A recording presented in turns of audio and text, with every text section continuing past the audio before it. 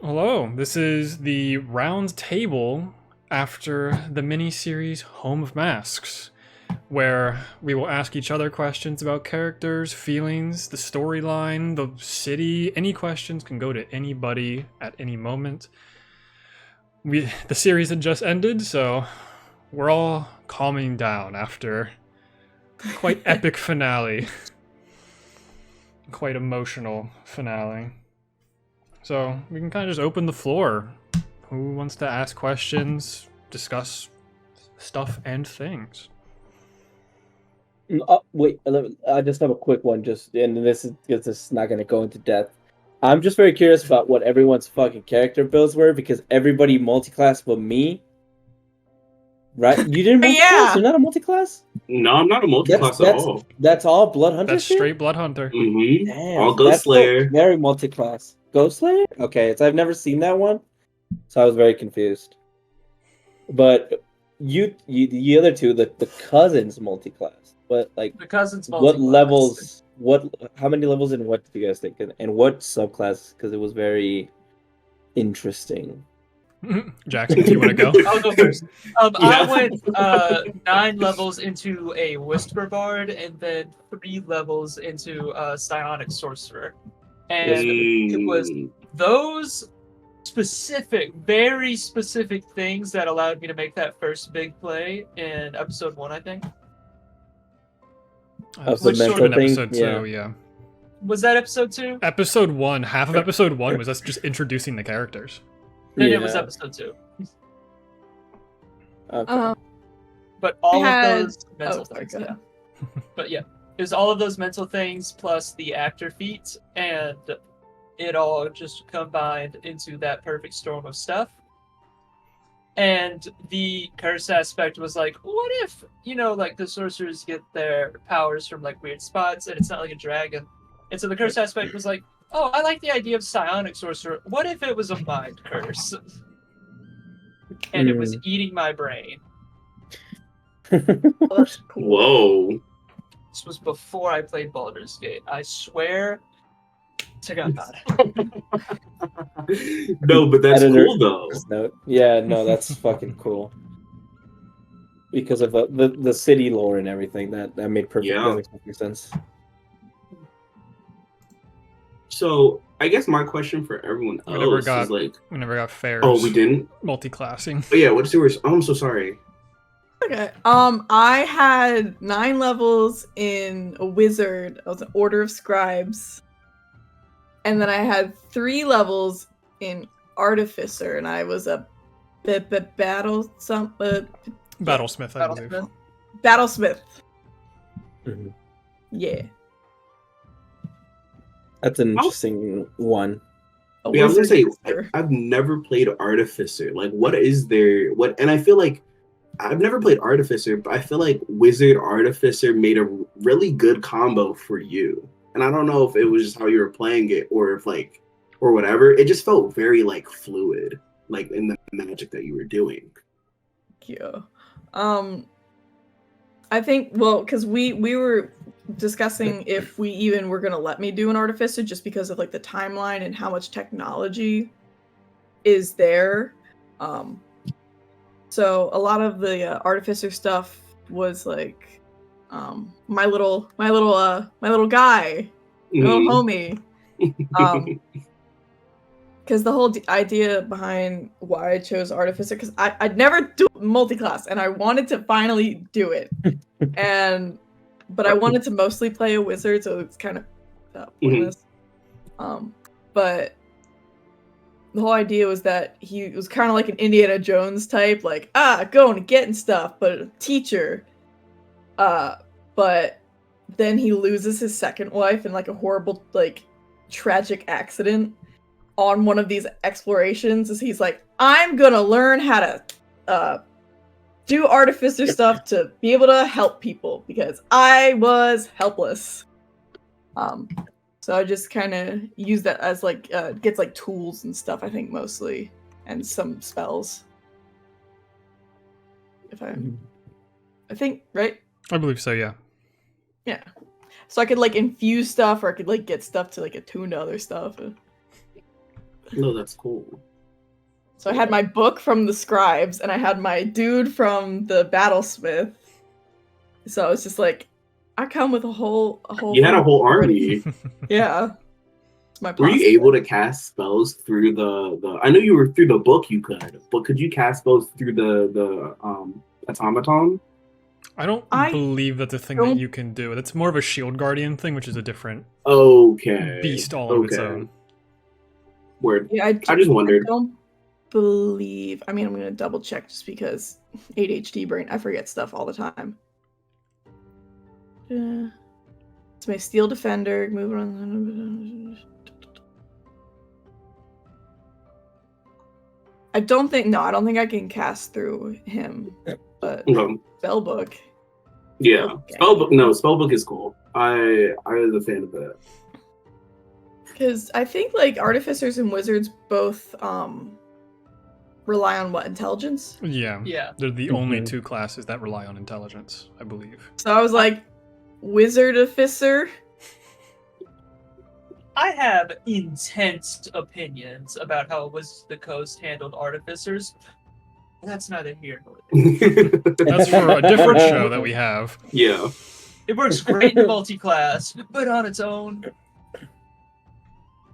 I mean, some of the other like, I mean, this is my first time even trying an artificer, even though I barely used it. But like, I know some of the other ones were like kind of way more OP. I think the battlesmith. The artillerist, alchemist, all those. They just didn't feel appropriate for the story you were trying to tell. Yeah. Word. And I'll say it, Alchemist is bad. Okay. I actively hate the Alchemist subclass as somebody who studied alchemy. Mm. I've never got the chance to play Artificer yet. Hopefully one day, but yeah, that's awesome. They seem very interesting, but also like you have to have a certain level of knowledge, especially for longer campaigns. For like a short campaign, I think it's fine, but for like longer campaigns, it's like I want to build something, but how do I build it? What am I building? Or like if I want to make a magic item, am I just pulling shit up, you know? But I see that's like the fun part though, you know? Like I don't know. And that makes me think it's like a puzzle. It's like, okay, I want to make a magic item. What infusions do I have? And then at a certain point you have all the Lego pieces and then you make it into now you have a cool flaming sword or whatever that does +2. That's a +2 magical item or whatever. And it's like, come on, like that's crazy. Yeah, now that we have a good idea of what everyone's classes are, we never got Marlevore's subclass said out loud. Yeah. Oh right. Oath of the Crown. Correct. Because I'm devoted to myself. Whoa. As That's the really king of so- the that's underworld. So funny. I didn't know you could do that. That's Yeah. real as fuck. That's real as fuck. Yeah, That's that was so a whole funny. discussion that the two of us had, but we might be able to dive into that a little bit later. Now that we know kind of what classes everyone's is, let's just talk about the story that had just unfolded. 4.5 episodes, 5 episodes, whatever you want to call it.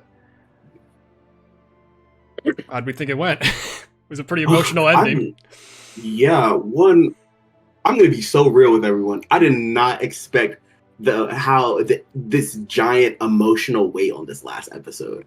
I thought we were gonna, like, if you asked me at the first episode 1 where this was gonna end, I was gonna say we're probably gonna fight this really cool monster and we're really gonna start throwing hands with it. Spells are gonna be cast and it's gonna be what it's gonna be. But just as the story was just like unfolding and there was just more layers and layers and layers on top of it and stuff was happening. And I think it really hit on this last one. I think the last one was really the cherry on top to get to where we are now. Because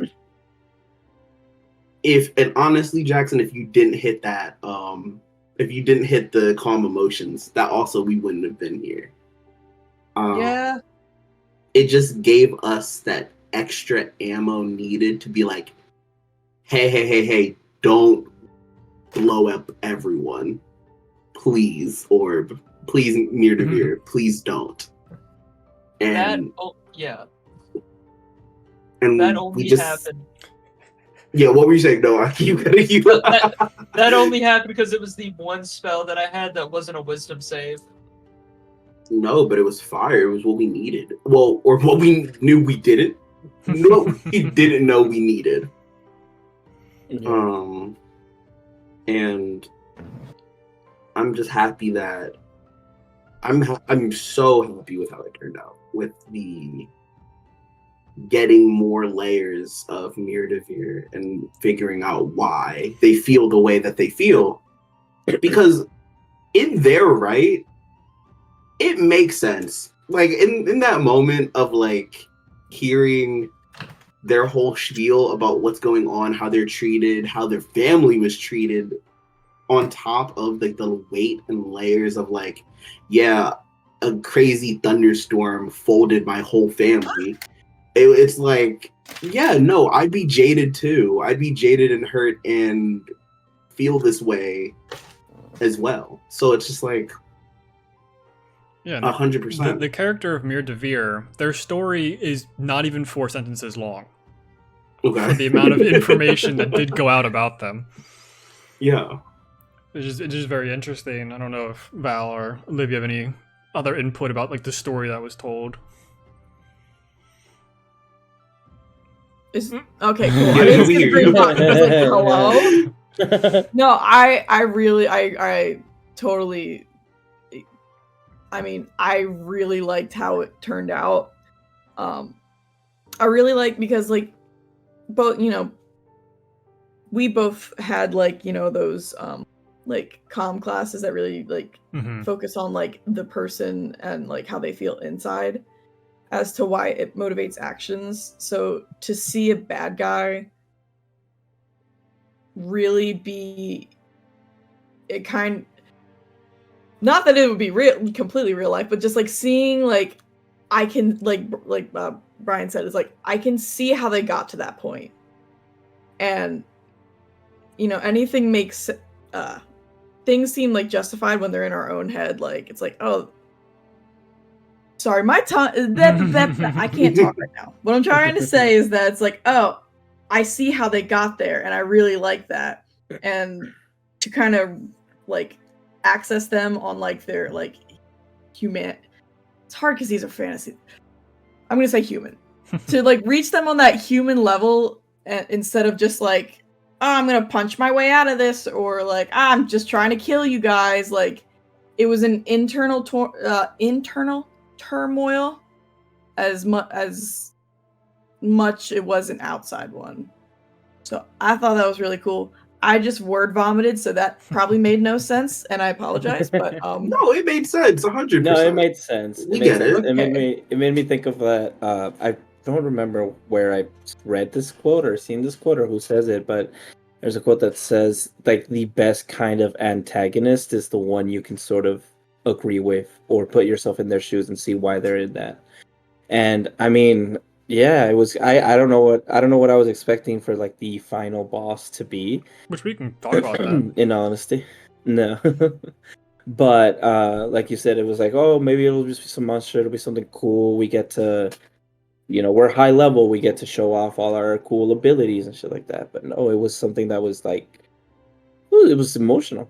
It really like, got like, you can see where we were all kind of like trying to see like, is it like, do we when you finally hit the calm emotions, and it was kind of like that space, and like, do we take this time to heal and continue fighting and get the upper hand, or do we figure out what it is, why it is this is happening, why it is that they're doing this?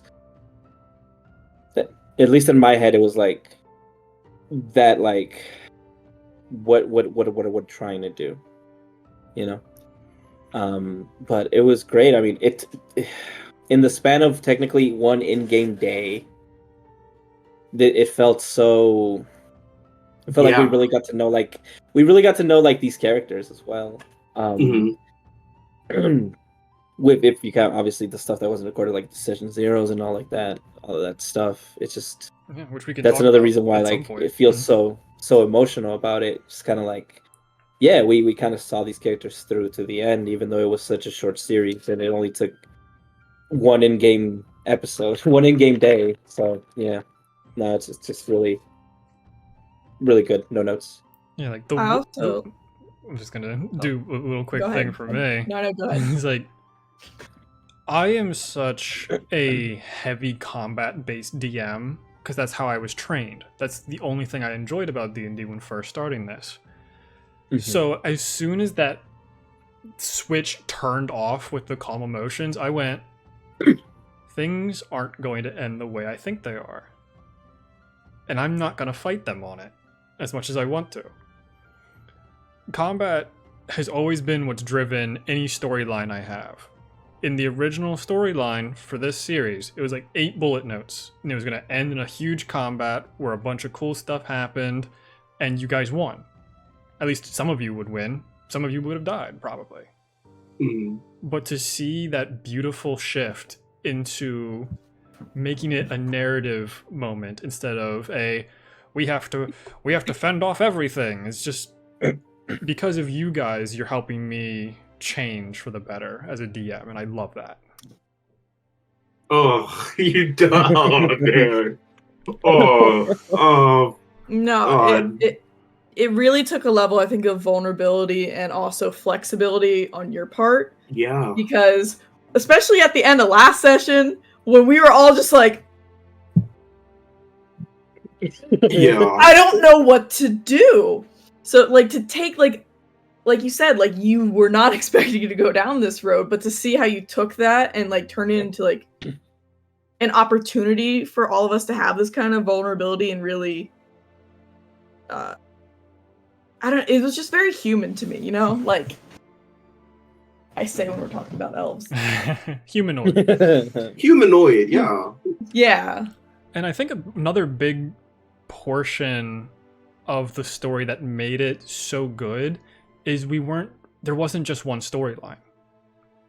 Mhm. There was stuff pulling in other directions, but they all kind of ended at the same point. And that a lot of that work came from the session zeros that we had done, where you guys handed me your backstories, and I weaved my own little web to try and figure out how to make it so the bad guy wasn't going to be obvious. Mhm. Was it obvious? Yes, but there was still that hint of suspicion about other people in play. I am interested to see how. One thing that I thought about, and I'll get to what I was gonna say, which you kind of like threw the ball to me. I think that I love Blood Hunters so much for this experience and this experience alone. Because I haven't played many. I've played the Lycan one, which I thought about at one point, but I felt like it was just inappropriate to be Order of the Lycan for this.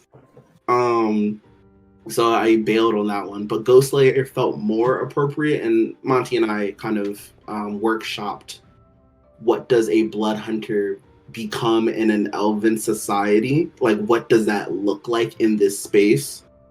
And that's how we got to like the whole action using the crypt as almost like a conduit for their blood maledict and curses and stuff, which I thought was pretty cool.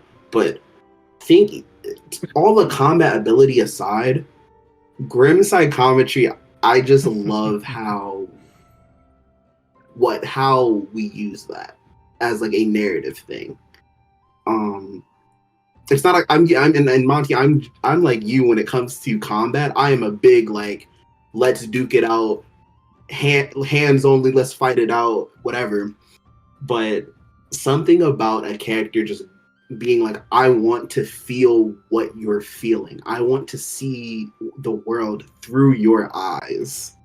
And having that physical, like, transportation of, like, experience through them is just, like, so... it's so good. I love that so much. I just grim psychometry is cool in narrative spaces, and I just love it.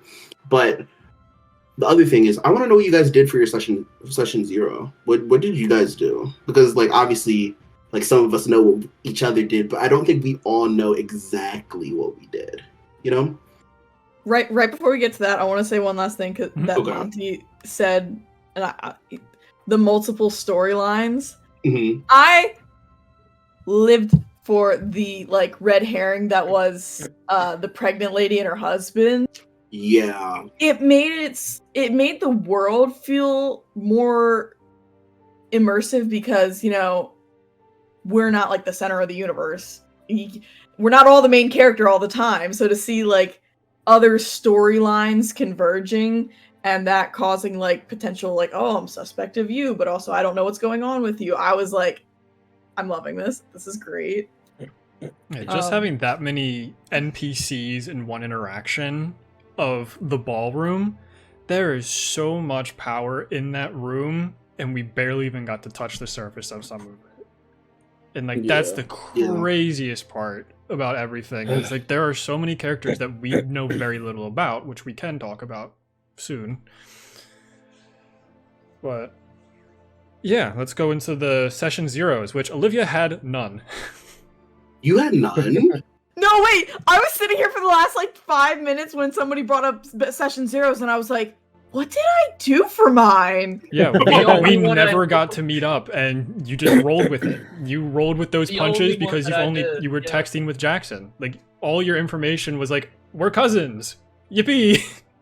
Oh yeah, because session 1 was the first time I ever tried him. Like I just went straight out of the gate, and I was so terrified because I hadn't thought of this guy's personality. So I just kind of took it from a few characters or people I know. Like I was like, okay, bad dad aspect, but still a good person from like, you know, Aang and Korra. The kind of cool, nerdy, hot teacher, but he's just like kind of just in the books. That's a trope somewhere. And then Yeah. like the stoner dad kind of personality of Dr. I was just like, shit, we're going with it. Just not even. It's the opposite of cold turkey. It just hit the ground running. Yeah, Yeah. and like the way you introduced the character was so cool because you immediately brought LXR into it, or was it the other way around? One of you did something. No, LXR brought Yeah, me that's into it, I think. Yes, Yeah. because you two are the same type of goofball, you're able to bounce off each other very well without having any session 0 to bounce off of. Coordination. Yeah. Howard, it was all that time playing GTA, twitch.tv/table mentality. I haven't played GTA. Oh, that reminds me. We I have not play played since I played with you. I have not played since I Same. played with you.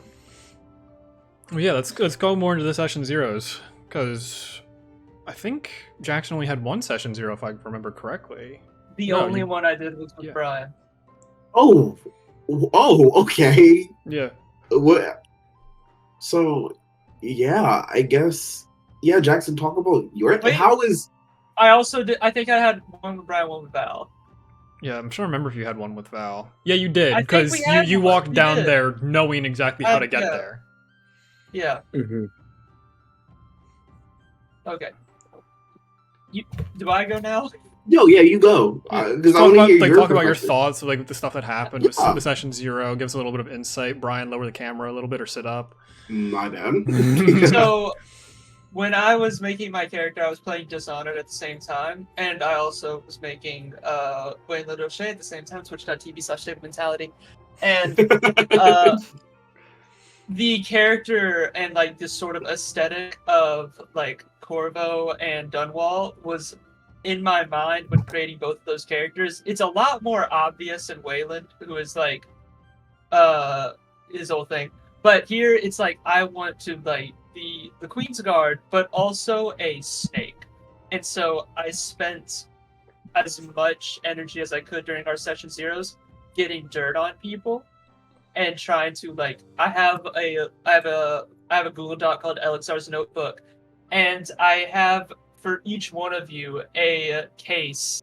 I call them cases of like basically a file on you written from his perspective, and it's written like a hard-boiled detective, like Wait, sort of read deal. them. I'm curious now. Yeah, I am a little curious now.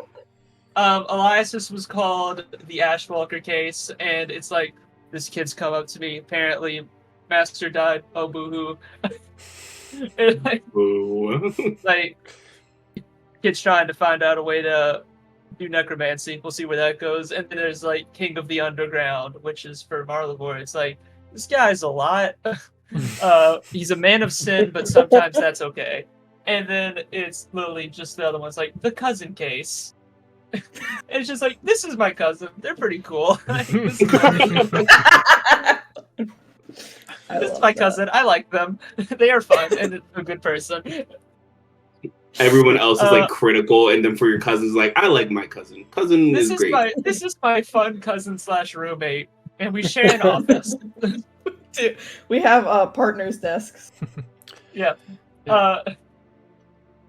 But it was mostly like I went into those sessions, and like in our session 0 with my session 0 with Brian, I sent a tracker on Elias to like get as much dirt as possible, and I probed their mind and all of that.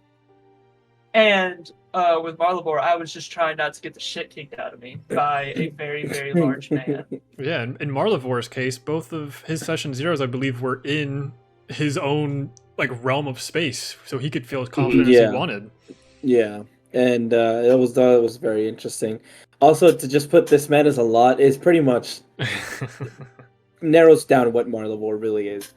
I don't know what like this is my first ever high charisma character ever, and as someone who is not high charisma in real life, I'm not outgoing or anything like that. It was very interesting to try and play it out. I think you did a good job at doing it, but I think you did it in a different way. A lot of people view charisma as in just like talking and being suave or whatever. I think you showed your charisma the most through strength. Like that was how the two became connected. Yeah, like your presence was so big. Yeah. It was. Yeah, that was kind of like, that was kind of like the idea I had. It's just like this. It's a massive person that's so sure of themselves, but not in an egotistical way. Maybe a little bit egotistical here and there, but it's just kind of like, it's just like my presence is all I really need to make a point. And especially during those session 0s, because you guys came to me, it was just kind of like, I don't really have to do much. You guys are in my home. If I wanted you dead, you would be. So, no, those were very interesting. Do we want to talk about my session 0 fuck up or no? I think we'll probably get to it. This was a huge. This was a nightmare for me.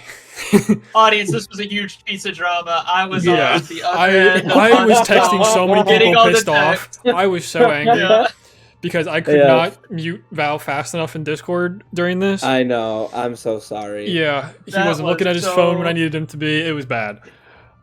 This is. I think it's on the same level as the Illy Torrent stuff. I just want to say, Illy Torrent was a huge narrative piece that I needed to not have Brian know about. YouTube.com/table mentality for Umbrella Island episode. Plug the TikTok next time. Yeah. Oh yeah, we gotta farm TikTok clips here. We'll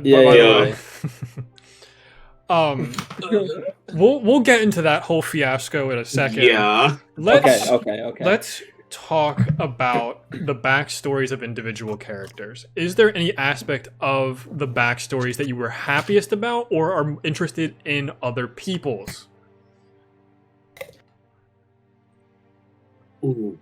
Well, I don't really know what we don't like because we haven't like read each other's backstories. I don't know what I don't know. Yeah, like if there's anything that you've heard of whispers from what has been talked about, like it's like Brian keeps saying my tutor, my mentor, and all that stuff. Oh yeah. You don't really have any information on him. You could ask stuff about that. We can go into the whole fuck up that Val had. Yeah. I think my biggest question for like now, things that I can think about is I don't think we really know how Alexar became the Queen's Guard. They're just kind Yeah. of there. Nepotism. Oh. That's valid. I'm extremely rich, and my grandfather held a lot of power. Hmm. Was it like a Grandpappy thing? something. Oh, my bad. Oh, what did you say, Olivia? I just said Grandpappy, and I was looking at what we named him. Okay. Oh my god, it's some like he had like 4 names. It's Michael Galip, Jackson. Rumnos, Sonaris, and Iris. Oh God. It's hard to say. Yeah, do you want to go into the event of what actually got you to have the title of Queen's Guard? Oh my god, I hope I wrote that down. Because I've seen it yeah. somewhere. I remember it. The event that like got me that, or like sort of like set my legacy up, is there was like an assassination attempt that I stopped on the Queen because of the curse that I had. I like read the student's mind, and they were like, "Oh, I can't wait to stab the Queen, body that guy," and like, and that's sort of how I got to where I am now. But I'm trying to find where that was written because I know that it was somewhere. But yes. But other than that, before then, it was did time in the just like trained as a guard and specifically as like some kind of support character, and eventually worked my way up to that through nepotism and good character. Word. That was definitely one of my questions about how you became Queen's Guard. I guess something that I don't know, which I wish I knew a little bit more, is so at the university, Ferndul, you're the professor of what? The professor of antiquities, that meaning like things of the past, like Okay. different artifacts, or it's mostly like keeping the history ever since the giant. Yeah, Age of Giants. Yeah. Like Okay. kind of just keeping the history of like the elves, but also at the same time like going out and also learning the history of like the giants based on stuff they left behind.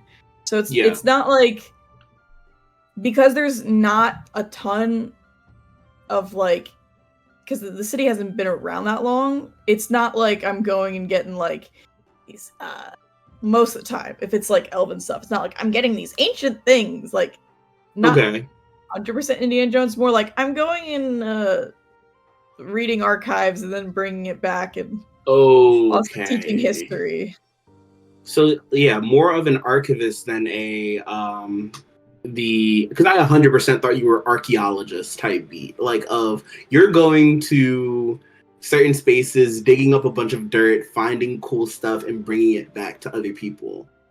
Well, yeah, I do that too, but like that my job is to do the other thing.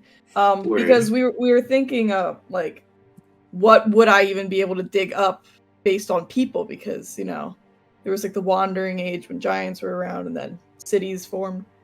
So we were trying to make it less like tomb raiding and more like visiting historical sites / unearthing them. Okay. Yeah. But like I'm not specifically looking for like bones and stuff per se, but I mean, I guess archaeology, you look for more than just bones. For some reason my head went looking for bones, and I'm like, I'm doing that.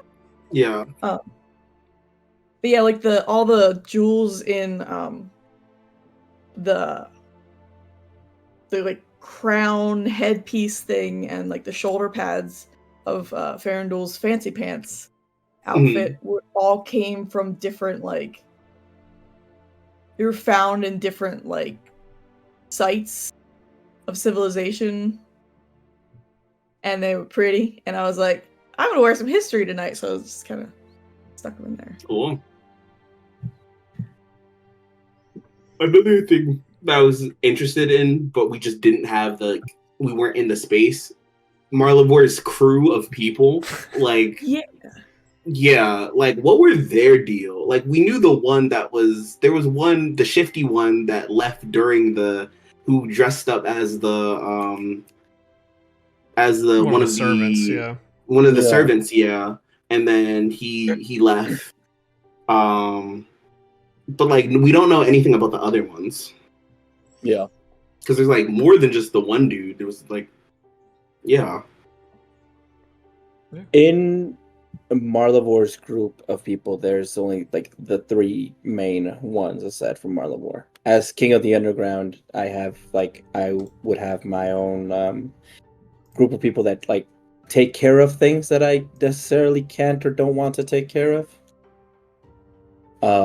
So the big burly dude, hold on, let me open Uzed. my Uzed, who was, who would have kicked Elias's ass if anything happened. So Uzed is partially kind of like security, kinda takes care of all that, but is also kind of like the one who, because the underground is an arena, a betting arena, where people fight to the death most of the time. Sometimes they don't die. If that wasn't obvious at this point for the audience.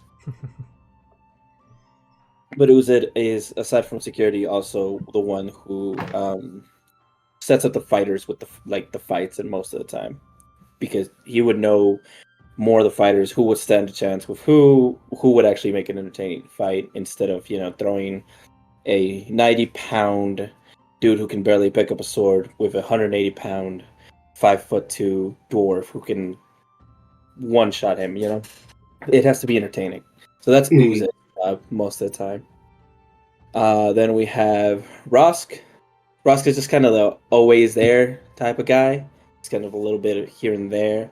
What I have them as is just kind of like, yeah, they do like odd jobs, but mostly get supplies and stuff. But they will do odd jobs if I need someone followed, or information, or any other type of thing. Also, being a shape changer makes it a lot easier. Being a changeling. Yeah. Yes. And the last one is, So the underground, is that just the fighting ring, or is that like... I thought it was kind of like an undercity, like the poor people down there? No. With a fighting ring, or was it just the fighting ring? I guess it was kind of like it was in the beginning stages, because the city itself is fairly new. So, which is why I said in the epilogue that I wanted to build it out and make it more of a sanctuary, make it like an actual place, aside from just having entertainment, place where people can come and get help or get odd jobs that wouldn't be necessarily legal. In that case, whether they need something smuggled in, smuggled out, whatever. But that's for future references. But when everything started, and where my backstory kind of is it was mainly a fighting ring. Okay, cool. I just, for clarification, but you can keep going. Yeah, but then when I took over, it did expand a little bit, not as much until the end, but it had expanded because there were different tunnels that had been built out for offices, rooms, stuff like that. But at least at the beginning of my story, like of my backstory, it was literally just a fighting ring. So, but yeah. And then the last one I said, it was Brenoa, who at the end probably ended up marrying another half elf, and her job was basically to work with the. Am I frozen? Okay, no, you're good. everybody's just You're standing good. really We're all just really Everybody's focused. standing Yeah, sorry. really still. It was really confused. And her job is basically to work with the brothels of the town to get entertainment, a different form of entertainment to the underground. Because this is the underground fighting ring. People die. Not a lot of women come to that. So in order to draw a bigger crowd of men, we also bring a crowd of women that we pay for. Okay. So yeah, those are the main three. That's like the main group of that runs the underground. Yeah, and Rosk was the poor NPC that caused a shitstorm of text messages, having to fly Yes. around back and forth. Because Rosk is a through line between Marlevor and Elias's story, because Rosk is the person that killed Elias's mentor. Okay. And the only information Elias really had about the mentor's death was that they had some kind of shooting star tattoo, which Rosk does have, which is why they wear their hair the way they do, and why they are as secretive as they are. There's this entire other organization that has the shooting star tattoo that I haven't built yet, and Okay. kind of it's this own weird guild that they have.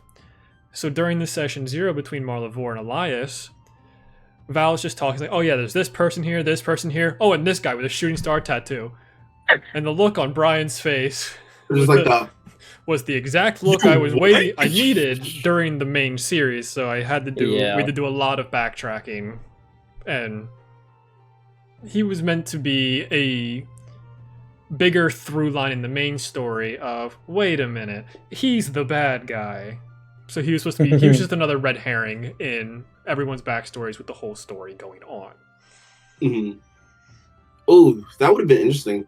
I guess something that I ask or have a question when, I guess this is like a DM question, but also maybe a Val question as well. Yeah, because if we And want to maybe go an into epilogue world question? stuff, we can. Yeah. I mean, I still want to stick with, like, I don't know. Well, anyway, it doesn't matter. What epilogue wise, what does that mean for that NPC? Because one of the things I did say was like, oh, I want to go out and, like, I still want to find that. I still want to find that man. You probably that is- would have found that individual person at some point, attempted to kill them, and then they would have faked their death in that moment. So they would have tried to play you a fool. Okay. So Word. they didn't live very much long after, because changelings don't live that long.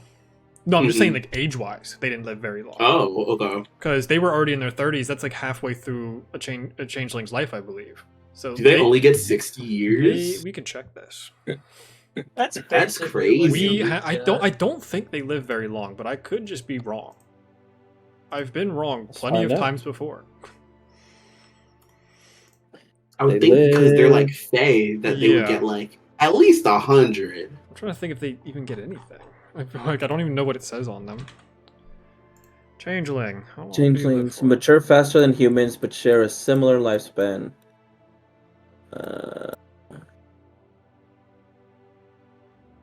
Typically a century or less is what it says. Yeah, so compared to how old Elias would have gotten, they would have died by old age, not by Elias, sadly. But they do have a nasty scar to show for it. You know what? I'll take it. You know, and then that's real. Yeah. Because, like, after that moment, they would have gone back to Marlevor and said, your friend just tried to kill me, I'm out. And would have left and would have gone somewhere else in the world. Yeah.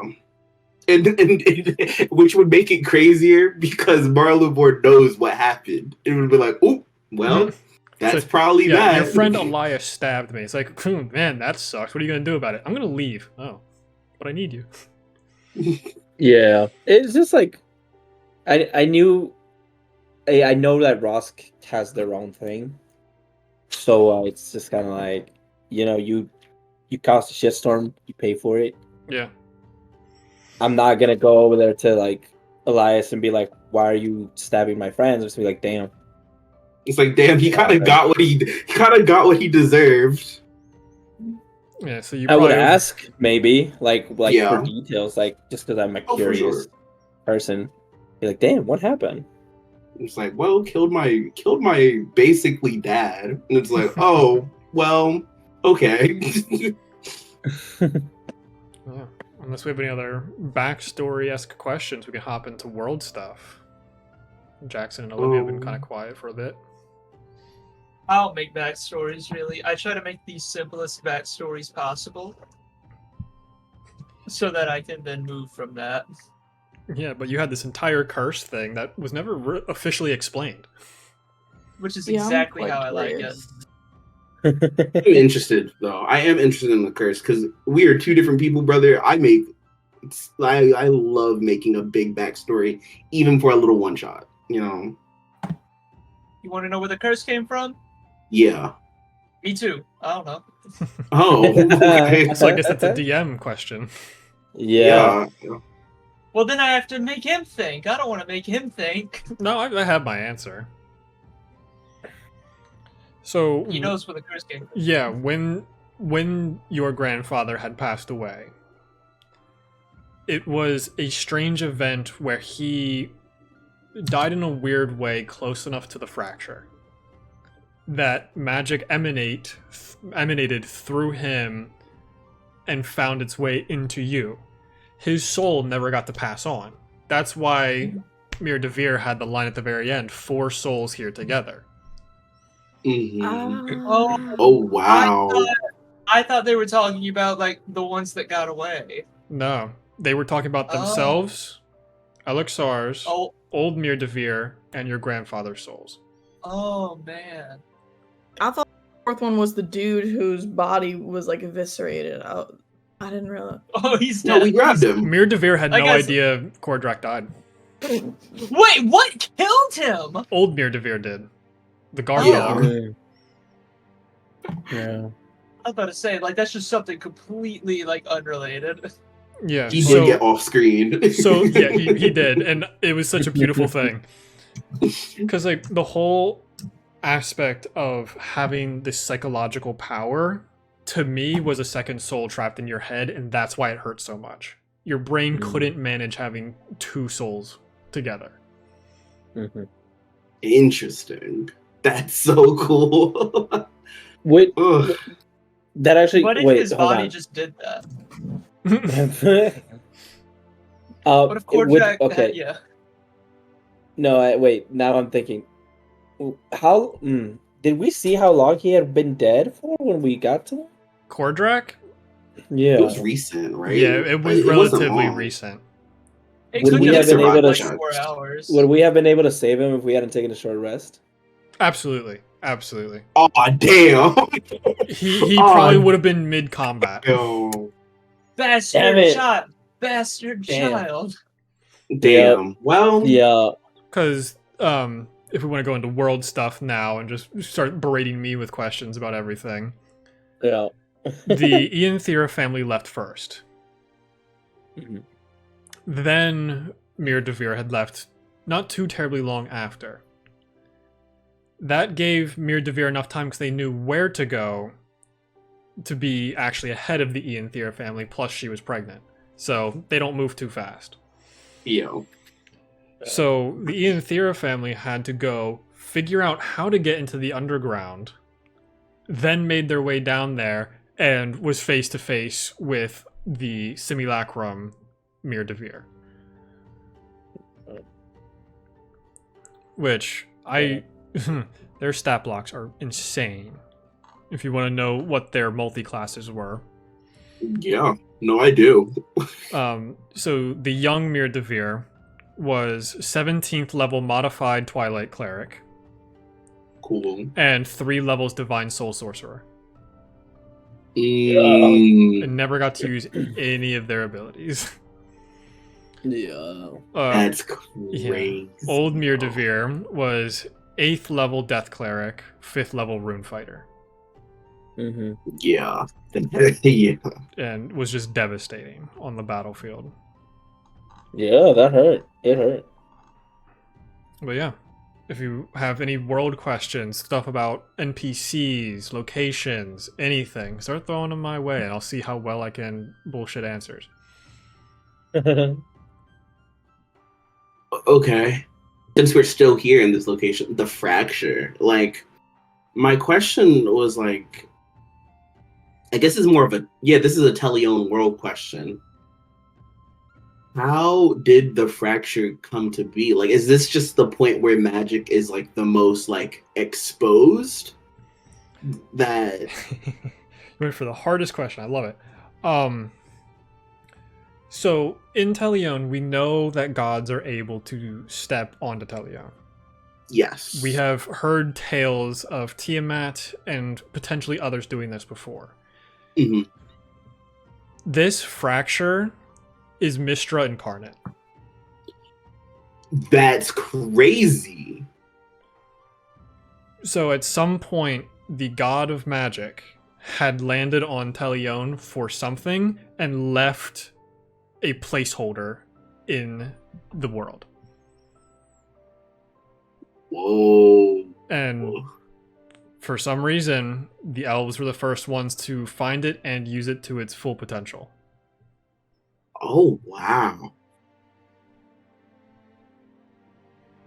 Oh, whoa, that's crazy. Especially when it comes to a magic like type of like from a magical standpoint, having a ravine of magic because of this fracture and being able to siphon it. In D&D at the moment, there's like it's like ninth level spells are like the max like world devastating.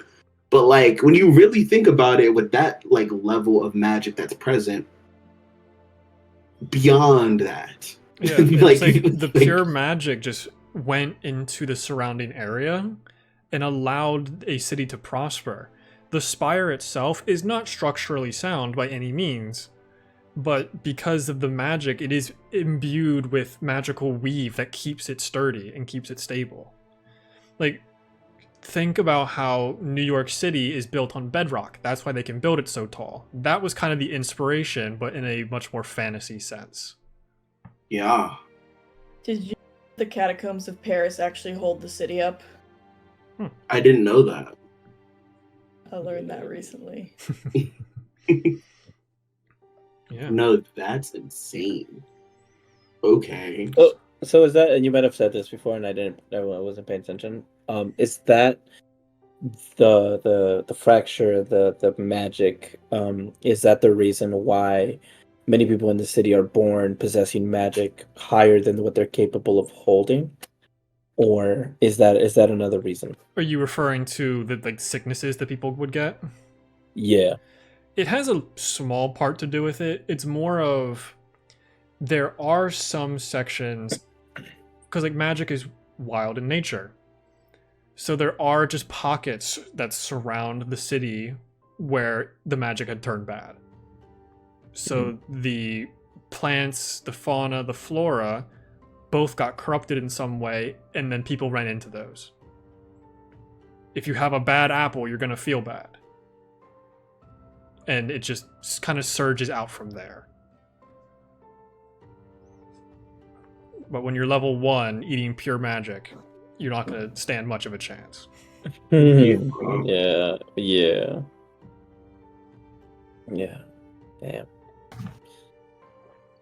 Oh, wait.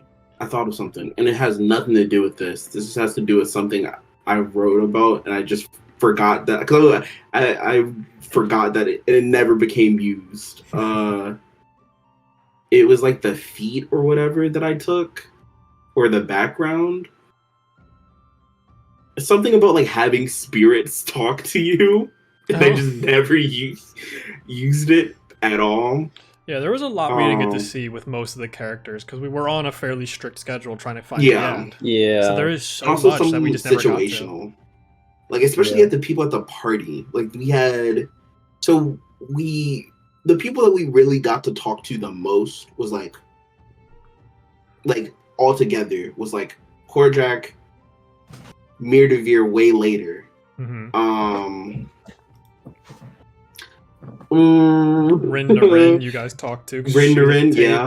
Damali. She was at the table. Damali. The Grand Sorcerer Sundriel Zafir was talked to a little bit, but other than that, there was not much conversation from y'all. Yeah, it was a whole lot of like us just like trying to get a scene of the situation and just like participating in this party of merriment, like of just dancing and stuff like that. It's just like I'm just wondering like what other people were capable of doing. Like, yeah, we saw like the wall of force, Hmm. and then people were teleporting out left and right and plane shifting. But like, well, it would be crazy if they all stayed and fight. What we would have saw, like a what A if lot of situation. them were rather mundane. Really? Hmm. Like the Ian Thera family, if they were there, he was a fighter. He wouldn't have had any high capable magics, and he was old at that point. The Leonellis family are just pompous pricks. So they weren't going to be able to do anything. Okay. A lot of the other people were so caught up in nobility that they became frail with time Okay. because they're like, we are safe. Mhm. They became complacent, and that's why they weren't able to do as much. The ones that were much more hands-on are the ones at the academy, the ones that have these other businesses going around, like Elrondell and you all. Like, that's Mhm. why they were able to do so much, was because Yeah. they are constantly on the verge of trying to find something new. Sundrel Mhm. Zephyr is an archfey. Oh. The Grand Sorcerer is an archfey. Oh. Yeah, that I should have used Hunter's Bane at some point just to get that ping. That would have been crazy. Yeah, he is theoretically older than Telion was at that point in time. Whoa. Yes, he was born on Telion, Okay. ended up in the Feywild, was there for a super long period of time, and became, because of his charisma and everything, he became a powerful being there. And it was like, wait a minute, I used to have a home. I wonder how it's going. And ended up coming back right before the city was founded. Wow. That's crazy. That's so crazy, actually. Yeah. Any other NPCs you'd like to know a little bit more about? Yeah. What? How long did you plan on having Damali in there from the start, or did you just throw that in there like screw it? He was not originally in the plan, but once I started thinking about the city and where it is in current Talion, 630 years later, I'm like, there's this character we've known almost nothing about besides being a book, Matrium Esperis. He is a very powerful wizard from this city, and how would he have gotten to the point he is now? He would have had to have a very powerful bloodline. So I was like, it would just be really funny to put this little shitter in this story and be able to bring up a name that has meant a lot to me as a world builder with Magic for the Mindless.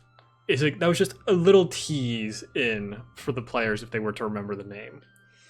Yeah, that was crazy. Him Yeah. being there, I was like, oh, I immediately was like, that name. My that's God. that guy. Because like there has What's to that be guy? through lines some point between 1000 AC and 1630 AC, and elves live a long time. That's a lot of Yeah. armor class. Yes, Shut up. yes, it is.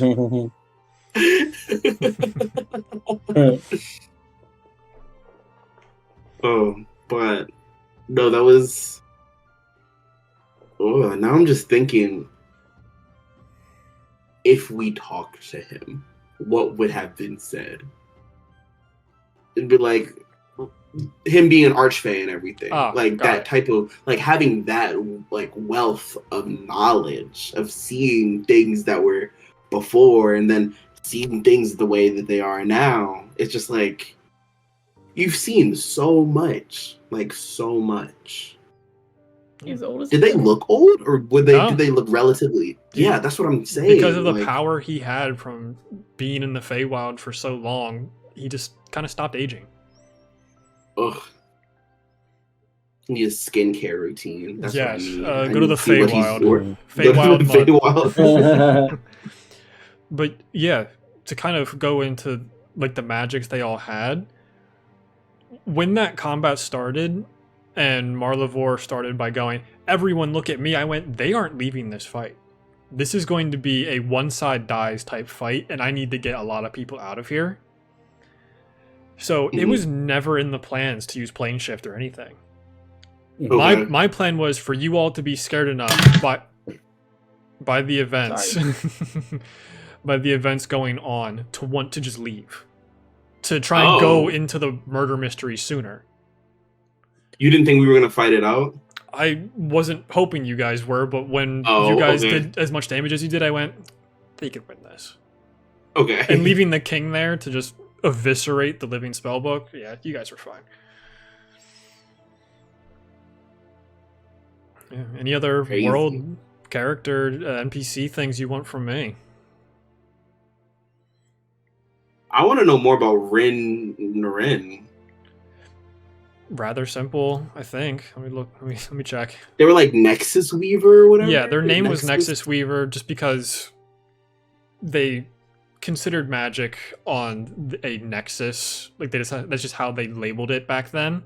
Okay. And for them to be able to use magics to imbue items with magics was not very common. Okay. So that just was how their title formed, was they were putting magic where it wasn't before, and that kind of shocked people. Okay. I was just like, that's a cool name. And I just their vibe, even though we talked to them for a little bit, it was just like, I don't know why, but whenever we were talking to them, I was thinking of magical hacker in some strange way. I was just like, no, they seem so cool. Yeah, I'm just reading through their stuff now. During the Age of Giants, their title was Guardian of Artifacts. Oh, so basically, like Me. antiquities before antiquities. Yeah, like that was kind of their job. Whatever important items the elves had at that time, Rin Narin was in charge of taking care of them. Which meant that they spent a lot of time with artifacts that were innately magical, but no one knew it. Yeah. So Yeah. they were able to use the time spent there to figure out how to enchant items, and has been teaching that to Damali. Cool. Do they basically create like identify and stuff like that based off of like their skill set? Probably. Because Word. when you met them, they were in their 4th or 5th century, so they've been around a while. Gee. They've been around artifacts for 400 plus years. Yeah. That's crazy. At least the elven version of Identify. Yeah. Yeah. I love that. I love that idea of like certain spells. We're in such an age of magic where there's still certain spells that are so common in D&D and so common to us in Teleon that like, oh wait, this doesn't exist yet. We're so into like, this is the beginning, because there was the whole war with the giants.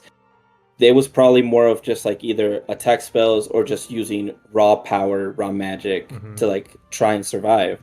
So to try to like barely be coming into those, oh, this is a little more defined, kind of like you said, that dude probably invented Identify to really figure out what magic items are, and now Identify is such a like well-known spell. Like almost everyone has it. Yeah. 'cause, like, Revivify doesn't exist yet, mhm. Yeah. and things like that, things that are yet to come up. Things that it's such a cool concept. Yeah, because like To think during the about, like, Age of Giants, ugh. they probably didn't have arcane focuses, so they were like, well, it's either I die here or I lose my hand and cast a high level thing. Yeah. And I gotta give that to Monty for that, because that was it. The being able to like create Revivify. I was not thinking about that. I was like, okay, how do I get to point A to point B? And Monty, you kind of just reshaped that form. It was like, okay, you're trying to get here, but to get here, you need to go through making a spell, and that spell being Revivify. And I was like, oh wow, no, that's crazy to have Yeah. Revivify being something that like you said, something that is invented. Yeah, because like the other planes of existence are much older than Teleon, so they Yeah. probably had it, but Teleon as a world in itself was kind of left to the wolves. They Mhm. said, we're gonna put people there, and we're gonna see what happens, and we're gonna try and intervene as little as possible. So they've been able to watch these other planes of existence, have been keeping an eye on Teleon to see how you guys are doing. Mm-hmm. Which now that That's makes me definitely- think of like, what do spells look like to other people? You know, like the Teleon version of Revivify, the Teleon version of Identify, Mhm. or more or less the elven version of place Mhm. spell here. But like different planes of existence, it's like, okay, their revivify is gonna look completely different than the water plane revivify. You know what I mean? Like it's just interesting to think about. Yeah, if we want to do one more round of questions and then wrap up. I mean, Gosh. another thing, and you don't have to answer this because it's still mystery in Teleon. To me, that because you mentioned that the Grand Supplier kind of just fell into the Feywild. Mm-hmm. It's just kind of interesting to think about, like how in Teleon portals just open up from other dimensions with Even nobody controlling them, and even people fall Farandul has through. talked about this. Yeah. Mhm. Well, and we don't know why it happens or how it happens or if there is a reason or if it's just because magic and chaos ensue. That's But what I it is always always very chalked it up to interesting be. because I always we get yeah, yeah. because I mean it brings us characters like Kai kind of fell through, kind of Mhm. Willow fell through. Um, it's just I don't know. It's just very interesting to me how it's just like, yeah, you kind of felt it happens. It's just something that happens and that people of Talion have like chalked it up as just, oh, it happens. At the moment, It's it's just just something that circumstance. happens. Yeah. Being at the right But place at is the there a reason? right or wrong time. There most likely Mhm. is. I haven't looked too much Mhm. into it myself. It's so cool. It's just such a cool thought. And something I've always thought of, like when with the devils, when you mentioned it the first time with the devils, I think in the forest, Yeah, the Bone the Devil. bone devil. Hmm. Mm. That they kind of fell through, and then the second time with Willow, I was like, "Does this just happen?" I just And look at it that's been on my mind this whole time. like I don't know. I mean, I feel like it just happens. Like it's a like just like a tornado. You know what I mean? Like it is a natural phenomenon. Yeah, I actually Yeah. think between Kai and Willow's knowledge, you could probably start deducing ways that it could happen. Yeah. Like I genuinely think it's like yeah, we need to start rolling for that suit at some point. That's what we need to do. Yeah, And Olivia. also in the future, oh sorry, just real quick. And I was thinking, like in the future of Talion, would there be people who are able to predict it, like how now we can predict tornadoes? Will there be people who like have some sort of magical radar, be like, oh shit, a portal's opening here and it's from this plane specifically, so we have to go and either figure out what's gonna come through if we need to stop it or whatever. But that obviously is a couple hundred, not thousands of years into Talion's future. Even Olivia has some Monty, input on has seen some yeah. portals through other campaigns. I can do that in real life. Monty, in the not so secret, because people know about it now. Hmm. In the not so secret mini campaign, I don't know if you remember this, and I'm not going to say exactly what it is in case you are using this, but do you remember the theory that my Yes, character I do remember had what theory you're about? talking about. I wonder if that's still in play, because if so, that'd be. I think that was cool. There I was are a completely lot of wrong. timelines. Yeah. Any questions about this miniseries? I do. We're just gonna And it kind of just has to go do like with around for the yeah. last round. Okay, So my bad, Olivia, my if you have any other like pressing questions about this miniseries, NPCs, other character stuff, places, storylines. I mean, not that I can think of at the moment, and then like literally in like an hour, I'm gonna be like, wait, actually, I've got a question. But yeah, it's kind of cool because like my character later on is kind of like from that area, not exactly, Mm-hmm. but it's like it's cool to see. That's like how they got there, so that's sick. I hope I can get a son-in-law. That'd be cool. We'll talk about it. We'll talk about it. Yeah, because we also have like talks all the time, like when Yeah. I'm cutting your hair and we talk about like stuff like that. So I'm like, what have we talked about in front of a camera and what haven't we? I don't want to spoil anything. Yeah. Any parting questions from you, Jackson? Oh man, I think as the most Telion lore deaf person here, Amen. amen. What? There's I don't really even know what to ask, but I think W miniseries, very great ending, very emotionally weighty, like an emotional baseball bat. And I plan on swinging plenty more baseball bats at your guys' head in the future. Metaphorical ones, of course. Of course, I did a real one and my sister got 5 stitches. but I need Oh. a burger like stat. All right. Brian, any closing questions? It's so like, because it was just based off of what Val said earlier. Has anyone played a Horizon Walker in Pelion? Nope. We've had very few Rangers. The only person to play a Ranger in any Telion series has been Kyle Lacey. Yeah, with Shayla and Fallon. Yep. So that would be really cool to see a Horizon Walker in Telion, because I feel like that would definitely answer some of these questions, because that's like their whole thing. Ugh. But this miniseries has been great. This talk was very informative. Got a lot of extra information from everyone. So let's do an individual sign off. I have been Monty. I have been the DM and host for Home of Masks. Sending over to Val. I have been Val, played Marlavor. Very great time, and I'm still chills from this series. It was all great. Olivia. My next was next. Olivia. Oh, yeah, you sorry, I started. didn't know that. Yeah, I'm Olivia, and I played Professor of Antiquities Farandul Aniris. I think that's my last name, right? Yep. Hopping over to Jackson.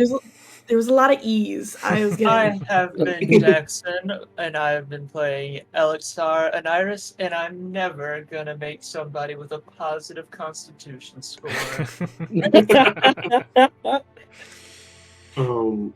Yeah, and I'm Brian, Elias Caldwell, and I'm happy to be here. Yes, and I was so happy to have you all as players. Thank you all for watching. This has been a Table Mentality production. Our table and chairs are always open. Bye-bye. Bye.